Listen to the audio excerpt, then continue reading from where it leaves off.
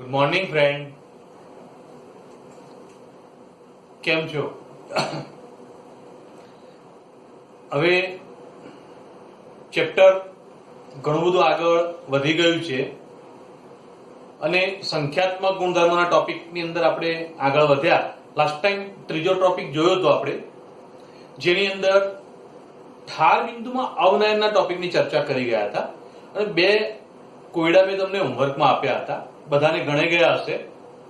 મેં કહ્યું હતું કે કોઈ પ્રોબ્લેમ હોય તો મોબાઈલથી મારો કોન્ટેક્ટ કરજો, હું તમને ગણીને એનો રિપ્લાય આપીશ. ઓકે, હવે સંખ્યાત્મક ગુણધર્મોની અંદર એક ચોથો ગુણધર્મ આપણે સમજવો છે. ચોથો ગુણધર્મ શું છે તો અહીંયા આગળ આપણે એને સમજવાનો પ્રયત્ન કરીશું. અભિસરણ દબાણ છે. અભિસરણ દબાણ એટલે શું? પહેલા અભિસરણ એટલે શું એ સમજવાનો પ્રયત્ન કરીશું, પછી અભિસરણ દબાણને સમજવાનો ટ્રાય કરીશું. એના પહેલા પણ અભિસરણ એટલે શું એની ઉદાહરણની કેટલીક ચર્ચાઓ કરીશું અને અભિસરણના આવા ઉદાહરણ વ્યવહારમાં ઘણા બધા જોવા મળે છે અને એવા ઉદાહરણોને આપણે સમજવા માટેનો પ્રયત્ન કરીશું.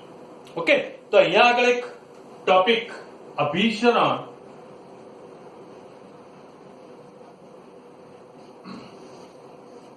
પહેલા સમજી લઈએ. અભિસરણની ક્લિયર વાત થઈ જાય પછી જ અભિસરણ દબાણની વાત સમજીશું. અભિસરણ શું પછી સમજીએ, એના પહેલાના ઉદાહરણો કેટલાક અહીંયા આગળ સમજવાનો પ્રયત્ન કરીએ. ઓકે, તો અહીંયા આગળ ધ્યાન આપજો બગા કે અભિસરણના કેટલાક ઉદાહરણો અંદર સૌથી પહેલી વાત આવે છે કે તમે કાચી કેરી જે છે એને બ્રાઇન એટલે કે ક્ષાર એટલે કે મીઠાના દ્રાવણમાં જો મૂકવામાં આવે તો તે સંકોચાઈ જાય છે. કેમ? કારણ કે મીઠાનું દ્રાવણ અથવા મીઠું એની અંદર નાખી દેવામાં આવે તો કેરીની અંદર એનું પાણી બધું બહાર નીકળી જાય છે. તો વિચારો કે ઘરે અથાણા બનાવતા હોય છે, તો અથાણા બનાવવાની આ ક્રિયામાં સૌપ્રથમ મીઠું કેમ નાખવામાં આવે છે? તો મીઠું નાખવાનું કારણ એ છે કે કેરીની અંદરથી પાણી બધું નીકળી જાય, કોષો સુકાઈ જાય, સંકોચાઈ જાય, તો એના કારણે એ કેરી બગડે નહીં, અથાણું બગડે નહીં, લાંબો સમય સુધી ચાલે. ઓકે, તો એની અંદર પણ અભિસરણની ઘટના જળવાય છે. કેવી રીતે? અંદરથી પાણી બહાર નીકળે છે. શું છે અભિસરણ? પછી સમજીએ છીએ. ઓકે, તો હવે એક અભિસરણની ઘટના સમજી ગયા. ચલો અભિસરણની બીજી કેટલીક ઘટનાઓ અહીંયા આગળ સમજવી છે અને ધ્યાનમાં લેવી છે. કઈ ઘટના બીજી જોવા મળે છે? તો અહીંયા જોઈએ કે કરમાયેલા ફૂલ લઈએ, કરમાયેલા શાકભાજી હોય, ગાજર હોય, એવા બધા જે વસ્તુઓ છે જેને તમે પાણીમાં મૂકી દો. જો પાણીમાં લાંબો સમય પડ્યું રાખશો તો ધીરે ધીરે પાણી અંદર અભિસરણ દ્વારા દાખલ થશે અને જેના કારણે ફૂલ તાજા બની જશે, ગાજર કે શાકભાજી પણ તાજા બની જશે. એટલે જ ઘણી વખતે આવા કરમાઈ ગયેલા શાકભાજી જે છે એને પાણીમાં મૂકી દો, તાજા બનેલા દેખાશે. ઓકે, તો ત્યાં આગળ પણ અભિસરણની ઘટના બનતી હોય છે. બીજી એક વાત સમજીએ અભિસરણ માટે. ધ્યાન આપજો બગા કે વનસ્પતિમાં પાણીનું પ્રસરણ એ અભિસરણના કારણે થતું હોય છે. કેવી રીતે? કે ભાઈ વનસ્પતિ જે છે એમાં તમે પાણી ક્યાં આપો છો? મૂળમાં આપો છો. ઓકે, તમે કોઈ વનસ્પતિ અથવા વૃક્ષ હોય, સફરજનનું વૃક્ષ છે, સફરજન તોડ્યું તો એની અંદર પાણીનો ભાગ હોય છે, તો ઉપર પાણી ક્યાંથી પહોંચ્યું? તો મૂળની અંદર જે પાણી આપવામાં આવે છે તે પાણી અભિસરણની ઘટના દ્વારા ધીરે ધીરે ઉપર ચડે છે અને ઉપર ચડે જેના કારણે વૃક્ષના બધા જ ભાગોમાં પાણી ફેલાઈ જાય છે. તો આ ઘટના માટે પણ અભિસરણ જવાબદાર છે. બીજી વાત વિચારીએ કે ભાઈ આપણે પાણી પીએ છીએ ત્યારે પાણી આંતરડામાં જતું હોય છે અને આંતરડાની અંદરથી પાણી શોષાઈ જાય છે અને શરીરના વિવિધ ભાગોમાં પહોંચે છે. તો પ્રાણીઓની અંદર પણ પાણી વિવિધ ભાગો સુધી પહોંચે તો એના માટે કોણ જવાબદાર છે? અભિસરણ જવાબદાર છે. અભિસરણની ઘટના જવાબદાર છે. તો અહીંયા આગળ પણ અભિસરણની ઘટના એ અગત્યનો ભાગ ભજવે છે.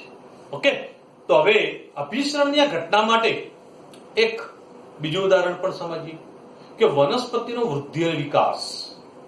વનસ્પતિનો વૃદ્ધિ અને વિકાસ સારો થાય તો એના માટે કોણ જવાબદાર છે? પાણી. યોગ્ય પ્રમાણમાં પાણી મળવું જોઈએ અને યોગ્ય પ્રમાણમાં પાણી મળે, અભિસરણની ઘટના વ્યવસ્થિત થાય તો વૃદ્ધિ અને વિકાસ સારો થાય. બીજી વાત કરીએ બીજની ફળદ્રુપતા. ઘણી વખતે કેટલાક ખેડૂતો ફરિયાદ કરતા હોય છે કે બિયારણ સારું ના આવ્યું, પાક બધો નિષ્ફળ જતો રહ્યો. શું જવાબદાર છે? તો બીજની ફળદ્રુપતા જવાબદાર છે. બીજની ફળદ્રુપતા માટે કોણ જવાબદાર છે? તો અભિસરણની ઘટના જવાબદાર છે. કેવી રીતે સમજીએ ટૂંકમાં. દાખલા તરીકે જમીનનું સ્તર છે, અંદર કોઈ બીજ અંદર નાખી દીધું. જ્યારે જમીનની અંદર બીજ વાવણી કરવામાં આવે ત્યારે પાણી અંદર આપવામાં આવે છે. આવા બીજની સપાટી જે છે એના દ્વારા પાણી અંદર દાખલ થશે અને જો સપાટી દ્વારા પાણી જેટલું વધુમાં વધુ દાખલ થાય એટલા આની અંદરથી સરળતાથી અંકુરણ ફૂટે છે. અને જો સરળતાથી અંકુરણ ફૂટે તો એના કારણે શું થશે બકા? તો એના કારણે વૃદ્ધિ અને વિકાસ સારો થઈ શકે છે. તો આનો મતલબ શું થયો કે સારો વૃદ્ધિ અને વિકાસ થવા માટે શું જવાબદાર છે? અભિસરણ જવાબદાર છે. તો બીજની ફળદ્રુપતા માટે પણ કોણ જવાબદાર છે? અભિસરણ જવાબદાર છે. અભિસરણની જ આવી એક બીજી ઘટના વિચારો કે સૂકી દ્રાક્ષ હોય એને તમે પાણીમાં મૂકી રાખો, 2, 4, 5 કલાક સુધી પાણીમાં પડી રહેશે તો દ્રાક્ષ ફૂલી જશે. ઘણી વખતે વધુ સમય પડી રહેશે તો દ્રાક્ષ ફૂલી જશે, એની સપાટી પર ધીરે ધીરે ફાટી ગયું હોય, ચીરા પડી ગયા એવું થઈ ગયું હશે. કોના કારણે? વધુ પ્રમાણમાં પાણી અંદર દાખલ થવાના કારણે દ્રાક્ષ ફૂલતી જાય. હજુ પણ પાણી દાખલ થતું જાય તો વધુ ફૂલી જાય, સપાટી ફાટી જશે. તો આ પણ અભિસરણની ઘટના બનતી હોય છે. તો અભિસરણ અહીંયા પણ જોવા મળે છે. ચલો એક બીજી અભિસરણની ઘટના વિચારીએ કે ભાઈ આપણા શરીરની અંદર લોહીની અંદર રક્તકણો છે. આ રક્તકણો હોય ત્યારે હવે તેને 0.9% વેટ બાય વોલ્યુમ NaCl નું દ્રાવણ કરતા વધુ સાંદ્રતા ધરાવતું દ્રાવણ લઈ લો અને એની અંદર આવા રક્તકણો નાખી દો તો એના કારણે રક્તકણોનું સંકોચન થઈ જશે, રક્તકણો સંકોચાઈ જશે. તો એ પણ એક અભિસરણની ઘટના છે, રક્તકણો સંકોચાઈ જવા. તો એ જ રીતે આવા રક્તકણોને જો પાણીમાં સીધા નાખી દઈએ તો રક્તકણો ફૂલી પણ જાય. તો બંને રીતે બની શકે. આપણને ઘણી વખત એક વિચાર આવતો હોય વધુ પાણી પીએ તો સારું નહીં, પાણી વધારે પીએ તો આપણું શરીર ઉત્સર્જન ક્રિયા દ્વારા પાણીને કાઢી દે છે. પણ જો પાણી ન કાઢી શકે તો એ જ પાણીનું પ્રમાણ શરીરમાં વધી જાય તો રક્તકણો ફૂલવા લાગશે. શરીરમાં ક્ષારનું પ્રમાણ વધી જાય તો રક્તકણો સંકોચાવા લાગશે. તો આનો મતલબ શું થયો? અહીંયા આગળ પણ અભિસરણની ઘટના બનતી હોય છે. તો એ પણ એક અભિસરણની ઘટના બને છે. તો એક અભિસરણની ઘટના આપણે ધ્યાનમાં રાખો. ઓકે બકા. હવે અભિસરણની બીજી પણ કેટલીક ઘટનાઓ સમજવી છે, ચર્ચા કરવી છે. કઈ? તો બહુ ધ્યાન આપજો બકા.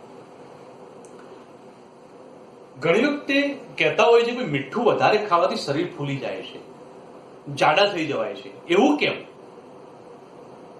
તેનું કારણ છે કે શરીરમાં જ્યારે મીઠું વધારે પ્રમાણમાં જાય ત્યારે કોષોની આજુબાજુ સંગ્રહ પામે છે, જેના કારણે શરીરમાં પાણી વધુ શોષે છે અને એ કોષોની અંદર વધુ પાણી દાખલ કરાવે છે. અને કોષોની અંદર વધુ પાણી દાખલ કરાવવાના કારણે કોષો ફૂલી જાય છે. કોષો ફૂલી જાય તો એના કારણે મેદસ્વીપણું અથવા શરીર ફૂલી ગયું હોય એવું લાગતું હોય છે. તો શું ઘટના બને છે વિચારો. દાખલા તરીકે આ એક કોઈ પણ અવયવ છે, એની અંદરના કોષો છે. હવે અંદર મીઠું વધી ગયું પ્રમાણ, તો બહાર પાણીનો પ્રવાહ જે છે એ વહેતો હોય તો આપણે જોઈએ ભાઈ અહીંયા આગળ એક પડદો છે, પાણીનો પ્રવાહ કોષોની અંદર દાખલ થવાનું શરૂ થાય ધીરે ધીરે ધીરે ધીરે ધીરે કોષનું કદ વધતું જાય. અને આવા ઘણા બધા કોષોનું પ્રમાણ અથવા કદ વધી જાય તો એના કારણે શરીર ફૂલી ગયું હોય એવું દેખાય છે. ઓકે. તો અહીંયા આગળ પણ અભિસરણની ઘટના બનતી હોય છે. આવી જ એક અભિસરણની ઘટના બીજી પણ છે કે ભાઈ માંસનું પરિરક્ષણ કરવું છે તો શું કરીશું? તો મીઠામાં નાખી દેવામાં આવે છે અને મીઠામાં નાખી દઈએ તો માંસનું રક્ષણ કરી શકાય છે, સાચવી શકાય છે. એ જ રીતે કેટલાક ફ્રૂટ છે, ફળ છે એને લાંબો સમય સાચવવા હોય તો ખાંડની અંદર એને મૂકી દેવામાં આવે છે, એનું પરિરક્ષણ કરી શકાય છે. કેમ? કેવી રીતે?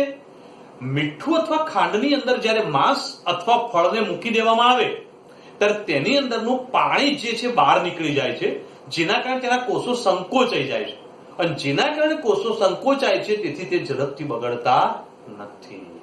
તો અહીંયા આગળ પણ અભિસરણની ઘટના બનતી હોય છે.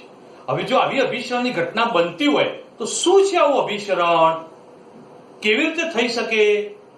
તો એને સમજવા માટે આપણે અભિસરણની ઘટના સમજીશું, એની ચર્ચા કરીશું. ઓકે બકા? તો હવે ચર્ચા અભિસરણની ક્લિયર કરીએ અને સમજીએ. તો હું બોલું જે માહિતી ક્લિયર કરું એ ધ્યાનમાં રાખતા જજો.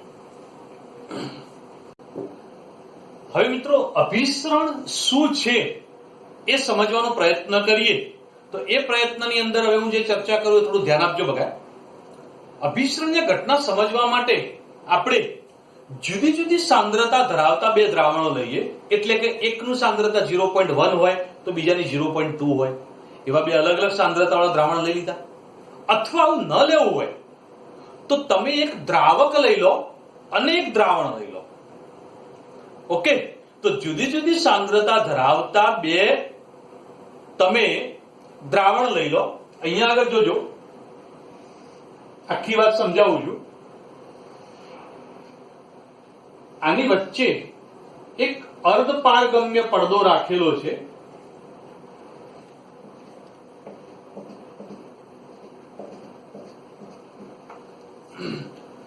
અહીંયા આગળ જુદી જુદી સાંદ્રતા ધરાવતા બે દ્રાવણ પસંદ કરો. એકની સાંદ્રતા 0.1 મોલર છે, બીજાની 0.2 મોલર છે. ક્લિયર? આવું ન લેવું હોય તો એક દ્રાવક લઈ લો અને બીજું દ્રાવણ લઈ લો, કોઈ પણ સાંદ્રતા વાળું. આ બે પરિસ્થિતિ અથવામાં છે. આ પરિસ્થિતિ લો અથવા આ પરિસ્થિતિ લો.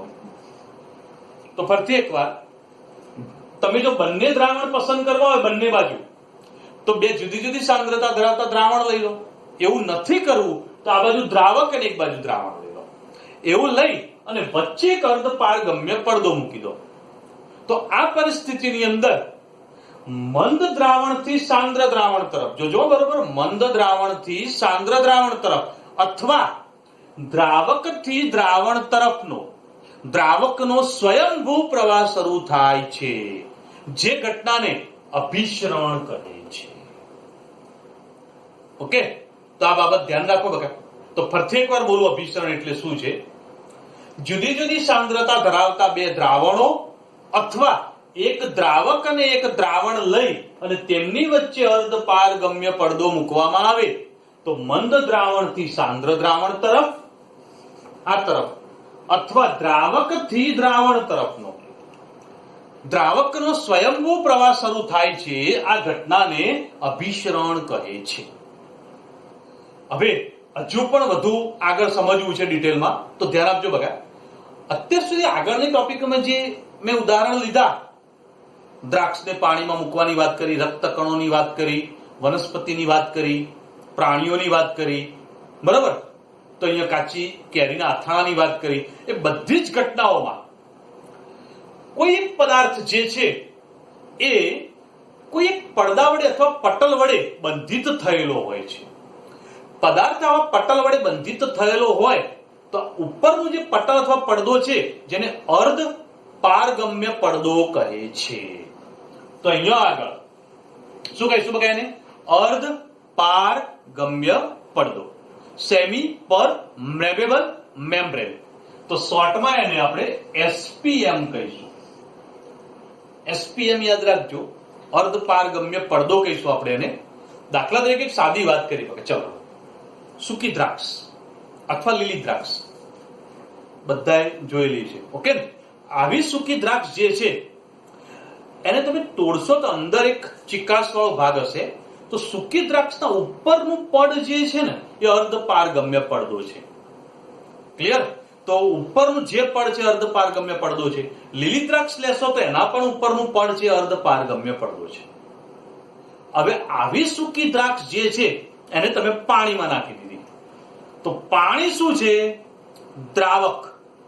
સૂકી દ્રાક્ષનું ઉપરનું પડે અર્ધપારગમ્ય પડદો અને સૂકી દ્રાક્ષનો અંદરનો ભાગ એ દ્રાવણ છે. તો આપણી આ વાત થઈ ગઈ દ્રાવક અને દ્રાવણ. તો સ્વયંભૂ પ્રવાહ કઈ તરફ શરૂ થાય? મંદ દ્રાવણથી સાંદ્ર તરફ અથવા દ્રાવકથી દ્રાવણ તરફ. આટલું મગજમાં રાખો. તો આવી સૂકી દ્રાક્ષ વિચારો બકા, તમે એક પાત્રમાં પાણી ભરી દીધું, એની અંદર સૂકી દ્રાક્ષ મૂકી. આ સૂકી દ્રાક્ષ છે. ઓકે, હવે વિચારો કે આ બાજુ દ્રાવક છે, અંદર શું છે? તો દ્રાવણ છે. આપણે શું બોલ્યા? સ્વયંભૂ પ્રવાહ કઈ તરફ શરૂ થશે? તો અહીંયા આગળ ધ્યાન આપજો બકા, સૂકી દ્રાક્ષ છે થોડી ચમડાઈ ગયેલી છે. ઓકે, હવે સ્વયંભૂ પ્રવાહ કઈ તરફ શરૂ થાય? દ્રાવકથી દ્રાવણ તરફ. તો મતલબ આ દ્રાવક છે, ત્યાંથી પાણીનો અણુ અંદર દાખલ થવાનું શરૂ થશે. જો પાણીનો અણુ અંદર દાખલ થવાનું શરૂ થાય તો દ્રાક્ષની અંદર પાણી દાખલ થશે. ધીરે ધીરે દ્રાક્ષ ફૂલવા લાગશે. તો કેમ દ્રાક્ષ ફૂલી? ખબર પડી બગા? તેનું કારણ આ છે. આપણે કહ્યું હતું કે કાચી કેરી જેમ તમે મીઠામાં નાખી દો તો શું થાય? મીઠાનો બહારનો ભાગ જે છે, મતલબ કેરીના બહાર જે મીઠું ચોટેલું હોય એ શું છે? તો સાંદ્ર દ્રાવણ છે. કેરીના અંદરના કોષો જે છે એમાં પાણી હોય, એ પાણી બહાર ખેંચાઈ જાય. કેમ? કે મંદ દ્રાવણથી સાંદ્ર તરફનો પ્રવાહ વહે, જેના કારણે કેરીનું અંદરનું પાણી બધું બહાર આવી જશે. તો આવું કેમ બને છે? ક્લિયર? તો આ બાબત ધ્યાન રાખવાની છે. તો કેમ મૂળ દ્વારા પાણી શોષાય છે? ખબર પડી બકા? તો વિચારો, હવે આખી વાત મગજમાં બેસશે કે મૂળ છે, અહીંયા પાણીનું પ્રમાણ વધ્યું, બહારથી પાણી વધારે નાખ્યું, પાણીનું પ્રમાણ વધ્યું, તો બહાર મંદ દ્રાવણ છે અથવા દ્રાવક છે અને અંદર દ્રાવણ છે. કઈ તરફ પ્રવાહ વહે? મંદથી સાંદ્ર તરફ. તો પાણીનો પ્રવાહ અંદર વહેવાનું શરૂ થશે. અંદર પાણીનું પ્રમાણ વધવા લાગશે. મૂળમાં પાણીનું પ્રમાણ વધે તો ધીરે ધીરે કોષો દ્વારા પાણી ઉપર વધવાનું શરૂ થશે, જેના કારણે વનસ્પતિના ભાગમાં ધીરે ધીરે પાણી પહોંચી જશે. બોલો, ઇન્ટરેસ્ટિંગ છે? તો આખી અભિસરણની ઘટના ઇન્ટરેસ્ટિંગ છે. આવી કોઈ પણ ઘટના માટે આપણે શું બોલે બકા? પદાર્થ જે છે એની આજુબાજુ એક પટલ હોય, એક પડદો હોય, અને એ પડદો જે છે એને અર્ધપારગમ્ય પડદો કહેવાય. ક્લિયર? તો વનસ્પતિની અંદર પણ મૂળનું જે ઉપરનું આવરણ છે એ અર્ધપારગમ્ય પડદો છે, અને એ અર્ધપારગમ્ય પડદા દ્વારા અભિસરણ થાય છે. આવો અર્ધપારગમ્ય પડદો એ ક્યાંથી મળે? તો વનસ્પતિના પ્રાણીઓમાં રહેલો હોય છે. તો વનસ્પતિમાં પણ હોય છે, પ્રાણીઓમાં પણ હોય છે. હવે આવો જ અર્ધપારગમ્ય પડદો જો વનસ્પતિમાં પણ હોય, પ્રાણીઓમાં પણ હોય, તેવા ઘણા બધા ઉદાહરણ કે જે વ્યવહારુ ઉદાહરણ આપણે સમજી શકીએ છીએ. તો વ્યવહારુ આવા ઘણા બધા ઉદાહરણો જે વનસ્પતિમાં પણ છે, પ્રાણીઓમાં પણ છે, જે આપણે સમજી શકીએ. ઉપરના જેટલા પણ ઉદાહરણ આપણે જોયા આજના દિવસમાં, એ બધામાં અર્ધપારગમ્ય પડદો છે જ. ઓકે, તો મેં તમને દ્રાક્ષનું ઉદાહરણ આપ્યું, વનસ્પતિના મૂળનું ઉદાહરણ આપ્યું, એમાં આપણા રક્તકણો. તો રક્તકણોનું ઉપરનું આવરણ પણ અર્ધપારગમ્ય પડદો છે. કોઈ પણ ઉદાહરણ લો, દરેકમાં અર્ધપારગમ્ય પડદો આવશે જ. ઓકે બકા? તો અહીંયા આગળ અર્ધપારગમ્ય પડદો જે છે એ આવું ઉદાહરણ પૂરું પાડે છે. હવે આગળ ચર્ચા કરીએ કે ભાઈ આવા અર્ધપારગમ્ય પડદા આપણને ક્યાંથી મળે? તો કુદરતી અર્ધપારગમ્ય પડદા કયા કયા છે?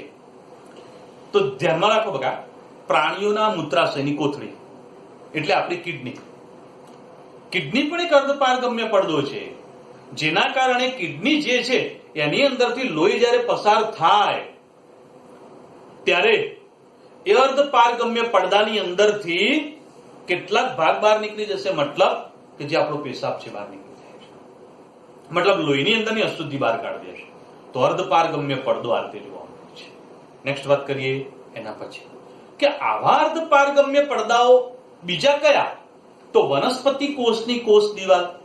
આ વનસ્પતિ કોષ લો તમે કોઈ પણ, તેની કોષ દિવાલ અર્ધપારગમ્ય પડદો છે. પ્રાણીઓના કોષની કોષ દિવાલ, તો એ પણ અર્ધપારગમ્ય પડદો છે. તો આવા અર્ધપારગમ્ય પડદા કયા થયા? કુદરતી. પ્રાણીઓના મૂત્રાશયની કોથળી, વનસ્પતિ કોષની કોષ દિવાલ, પ્રાણી કોષની કોષ દિવાલ, આ બધું શું છે? કુદરતી અર્ધપારગમ્ય પડદા છે. પણ આપણી સરળતા ખાતર કેટલાક કૃત્રિમ રીતે બનાવેલા અર્ધપારગમ્ય પડદા પણ હાલ આપણે ઉપયોગ કરીએ છીએ. જેમાં કયા કયા છે? તો પાર્ચમેન્ટ પેપર, સેલોફેન પેપર એટલે કે સેલોફેન પડદો, બટર પેપર, કોપર ફેરોસાયનાઇડ કે જેનું સૂત્ર યાદ રાખજો બકા, Cu2FeCN6 કોપર ફેરોસાયનાઇડ. આપણે જે કૃત્રિમ રીતે બનાવેલા અર્ધપારગમ્ય પડદા છે, parchment paper, butter paper, cellophane પડદો અને કોપર ફેરોસાયનાઇડ, એમાંથી સૌથી ઉત્તમ અર્ધપારગમ્ય પડદો આ છે કોપર ફેરોસાયનાઇડ. બોર્ડની પરીક્ષામાં અને ગુજકેટમાં લગભગ 2 થી 3 વખત પૂછાયેલો પ્રશ્ન કે ઉત્તમ અર્ધપારગમ્ય પડદો કયો છે. ઓકે, અર્ધપારગમ્ય પડદો શું કામ કરે? તો ધ્યાન આપજો બકા, કોઈ પણ અર્ધપારગમ્ય પડદો હોય એની અંદર છિદ્ર હોય, એની રચના છિદ્રાળુ હોય, અને જો એમાં છિદ્રો હોય તો આવા છિદ્રોએ દ્રાવકના અણુઓને પસાર થવા દે છે, દ્રાવ્યના અણુઓને નહીં. બરોબર મગજમાં વાત બેસાડો. કોને પસાર થવા દે? દ્રાવકને જ પસાર થવા દે, દ્રાવ્યને નહીં. તમને એમ થાય સાહેબ 2 દ્રાવણ લીધા હોય તો, જો બંને દ્રાવણ લીધા હોય ને તો એક તરફથી બીજી તરફ ફક્ત ને ફક્ત કોણ પસાર થાય? દ્રાવક જ પસાર થાય. કેવી રીતે? તો અહીંયા થોડી વાત વિચારજો બકા અને સમજજો, ધ્યાન આપજો કે ધારો કે આ દ્રાવણ છે 0.1 મોલર છે, 0.2 મોલર છે. સ્વયંભૂ પ્રવાહ કઈ તરફ શરૂ થયો? મંદ દ્રાવણથી સાંદ્ર દ્રાવણ તરફ. ઓકે, તો અહીંથી પાણીના અણુ આ બાજુ જવાનું શરૂ થશે. હવે જો પાણીના એકલા પાણીના જો એકલું પાણી, દ્રાવ્ય નહીં, જો NaCl નું દ્રાવણ હોય તો NaCl એટલે મીઠું પસાર થઈને પેલી બાજુ ના જાય, ફક્ત પાણી જ જાય. જો પાણીના અણુ અહીંથી પસાર થઈને આ બાજુ જવાનું શરૂ થાય તો અહીંથી પાણીનું પ્રમાણ ઘટશે. અહીંથી ઘટે, જો પાણી આ બાજુ વધ્યું તો આ થશે. હવે વિચારો કે અહીંથી પાણી ઘટી ગયું તો સાંદ્રતા જે છે 0.1 ની જગ્યાએ 0.15 મોલર. કેમ? દ્રાવક નીકળી જાય તો સાંદ્રતા વધી જાય. ઓકે, હવે આ જે દ્રાવણ છે એમાં પાણી વધ્યું, જો પાણી વધે તો સાંદ્રતા ઘટી જાય. ખબર પડી બકા? તો અહીંયા આગળ અભિસરણની ઘટના આ રીતે બનતી હોય છે. તો આ બાબત ધ્યાન રાખવાની. અર્ધપારગમ્ય પડદો ફક્ત અને ફક્ત દ્રાવકને જ પસાર થવા દેશે, દ્રાવ્યને નહીં. જેથી આમાંથી પાણી જ પસાર થઈને આ બાજુ જશે, મીઠું નહીં જાય.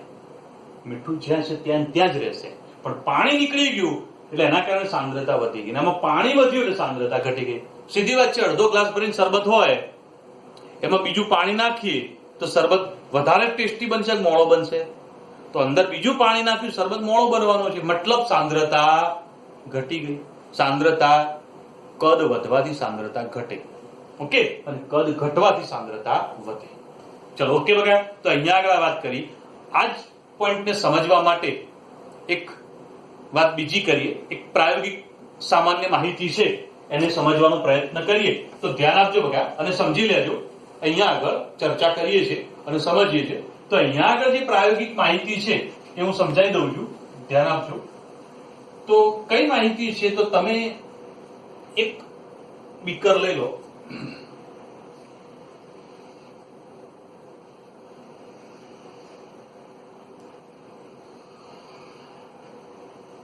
આ એક બીકર લઈ અને ત્યાર પછી તેની અંદર એક ફનેલ મૂકી દો.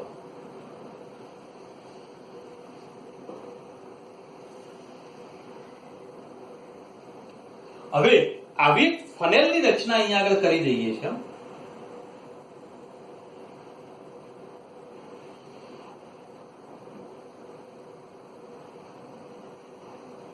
ઓકે બકા? તો હવે ધ્યાન આપજો કે ફનેલની રચના કરી દીધી. અહીંયા આગળ આપણે એને પાણીમાં એટલે કે દ્રાવકમાં લઈ લીધું. સમાન ઉબાડી દીધા છે ને દ્રાવકમાં. તો પાત્રમાં ભરેલું છે દ્રાવક. હવે ધ્યાન આપો કે આ જે ફનેલ લીધી એની અંદર દ્રાવણ ભરી દીધું છે. શું ભર્યું છે? અહીંયા આગળ દ્રાવણ. કમ્પ્લીટ વાત મગજ બેઠી બગા. જ્યારે ફનેલને આ રીતે દ્રાવણમાં ફનેલનો નીચેનો ભાગ છે આવ્યો એ શું છે? તો અર્ધ પારગમ્ય પડદો છે. Semi પરમેબલ membrane. ઓકે, અર્ધ પારગમ્ય પડદો ગુજરાતીમાં લખશો તો કોઈ પ્રોબ્લેમ નથી હો બગા. ચલો ઓકે, તો અર્ધ પારગમ્ય પડદો અહીંયા આગળ નીચે ફિટ કર્યો છે. અર્ધ પારગમ્ય પડદો ફિટ કરી અંદર દ્રાવણ ભરી દીધું. ક્લિયર? દ્રાવણની સપાટી આટલો છે. સપાટી દર્શાવવા મળે અહીંયા બંધ કરી દીધું એવું નથી. સપાટી માટે મેં ખાલી લાઈન બતાવી છે કે દ્રાવણની સપાટી આટલા સુધી છે. ઓકે, હવે જ્યારે આને ડુબાડી દેવામાં આવે ત્યારે આ બાર છે શું છે? દ્રાવક છે, અંદર દ્રાવણ છે, વચ્ચે અર્ધ પારગમ્ય પડદો છે. કઈ તરફ સ્વયંભૂ પ્રવાહ શરૂ થશે મન કહો છો? દ્રાવકથી દ્રાવણ તરફ. ઓકે, તો દ્રાવકથી દ્રાવણ તરફ. તો બાર દ્રાવક છે, અહીંયા દ્રાવણ છે. દ્રાવકથી દ્રાવણ તરફનો અહીંથી સ્વયંભૂ પ્રવાહ શરૂ થયો આમ જવા માટે. તો એના કારણે પાણી ધીરે ધીરે ધીરે ધીરે અંદર દાખલ થવાનું શરૂ થઈ જશે. જો પાણી ધીરે ધીરે અંદર દાખલ થાય તો આની સપાટી ધીરે ધીરે વધશે. ક્લિયર છે? તો સપાટી અહીંયા હતી જે શરૂઆતમાં એ વધી અને સપાટી અહીંયા આવી ગઈ. કમ્પ્લીટ છે બગા. તો દ્રાવણ જે છે એના કદમાં અહીંયા આગળ વધારો થયો, સપાટી અહીંયા આવી. તો અહીંયા આગળ જે વધારો થયો એની ઊંચાઈમાં, જેને આપણે h કહીશું. બરાબર? હવે જ્યારે આ ઉપર વધારો થાય છે ત્યારે એ દરમિયાન અહીંથી કંઈક દબાણ વાતાવરણનું લાગુ પડતું હોય તો એ દબાણ જે લાગુ પડ્યું એને આપણે દબાણ P કહીશું. તો આ દ્રાવણ જે બને એનું અભિસરણ દબાણ પાઈ ઇઝ ઇક્વલ ટુ HPG, જે આ સૂત્ર દ્વારા ક્લિયર કરી શકીએ. ઓકે બગા, સૂત્રમાં પાઈ શું છે? તો હવે ધ્યાન આપજો બગા, પાઈ સંજ્ઞા આપણે અભિસરણ દબાણ માટે વાપરીશું. અભિસરણ દબાણ માટે H, તો અહીંથી જે ઊંચાઈમાં વધારો થયો એ H છે. ક્લિયર? P, જે અહીંથી દબાણ લાગુ પડે છે એ દબાણ P છે. અને G એટલે ગુરુત્વાકર્ષણ બળ, નીચે ખેંચતું બળ. ઓકે, તો અહીંથી ગુરુત્વાકર્ષણ બળ પણ લાગુ પડશે. તો અહીંયા આપણે આ વાત કરીએ કે આના પરથી અભિસરણ દબાણ મળશે. હવે મનમાં પ્રશ્ન ઉભો થશે કે ઘટના ક્યાં સુધી ચાલશે? પાણીના અણુઓ, દ્રાવકના અણુઓ અહીંથી દાખલ થઈ જ જશે, ઉપર આગળ વધે જ જશે? બની શકે છે. તો ક્યારે અટકશે? જ્યારે બંને પ્રવાહીની સાંદ્રતા લગભગ સમાન થઈ જાય તો અભિસરણની ઘટના અટકી જશે. તો વિચારો બગા તમે કે તમે પાણીમાં દ્રાક્ષ નાખી દીધી, પડી રાખી, 2-3 કલાક પડી રાખશો દ્રાક્ષ ફૂલી જશે. પણ કદાચ એક દિવસ પડી રાખશો અને બીજા દિવસે જોશો ને તો દ્રાક્ષની સપાટી ઉપર શું થઈ ગયું હશે? તો ચીરા પડી ગયા, મતલબ સપાટી ફાટી ગઈ હશે. કેમ એવું બન્યું? કારણ કે વધુ સમય પડ્યો રાખવાથી અભિસરણની ઘટના ચાલુ જ રહી અને વધુ પાણી અંદર દાખલ થઈ ગયું. એના કારણે સપાટી અર્ધપારગમ્ય પડદો ફાટી ગયો. તો આવું બની શકતું હોય છે. તો આપણા રક્તકણોને પણ જો વધુ સમય પાણીમાં મૂકી રાખવામાં આવે તો રક્તકણો પણ ફાટી જશે. તો અહીંયા આગળ જે ઘટનાની આપણે ચર્ચા કરી એ અભિસરણની વાત કરી. તો અભિસરણ શું છે એ આખી વાત સમજી ગયા. અભિસરણ એટલે ઓસ્મોસિસ પણ કહી શકાય છે. બરાબર? અને ઘણી વખતે આશ્રુતિ શબ્દ પણ ઉપયોગમાં લેતા હોઈએ છીએ. હવે વાત આવે અભિસરણ દબાણની ચર્ચા. તો દબાણ પણ સમજવું ઇમ્પોર્ટન્ટ છે અને ટોપિક પણ ખૂબ અગત્યનો છે, જેની ચર્ચા આપણે નેક્સ્ટ લેક્ચરમાં કરીશું. Okay, good day.